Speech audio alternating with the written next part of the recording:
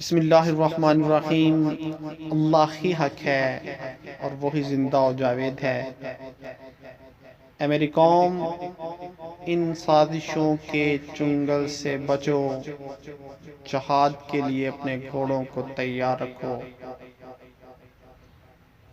اللہ عز و جل کی مدد سے ہم آزمائشوں برے سمندر میں غوطہ ضرور لگائیں گے اور اپنے نبی صلی اللہ علیہ وآلہ وسلم کے جھنڈے کو بلند کریں گے انشاءاللہ عز و جل، اللہ کی مدد سے، کیونکہ اللہ ہی حق ہے اور وہی زندہ و جاوید ہے۔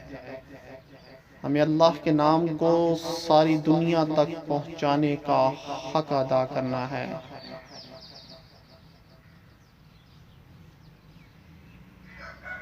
اپنے مقصد کو مضبوطی سے تھام لو، ہتھیاروں کی کمی تمہارا حوصلہ پست نہ کرے، تبھی تمہیں جنت کا سکون ملے گا،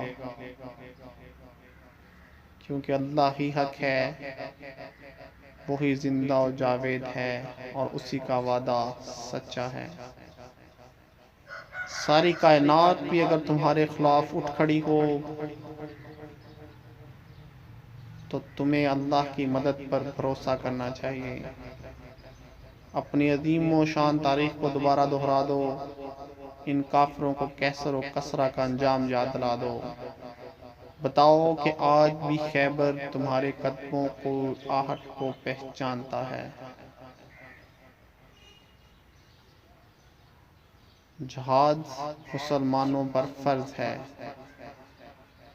اور اس کے بغیر کشمیر، برما اور فلسطین کے مسلمانوں پر ہونے والے ظلم کو روکا نہیں جا سکتا۔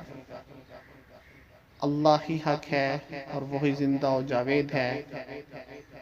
اپنے اندر کے غداروں پر کبھی رحم مت کھاؤ، یہ تمہارے حکمران بن بیٹھے ہیں۔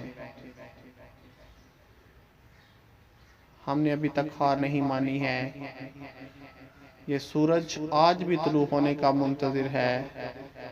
ہم ایک دن بیت المقدس انشاءاللہ عز و جل واپس لے لیں گے اور جہاد کے بغیر یہ ممکن نہیں ہوگا۔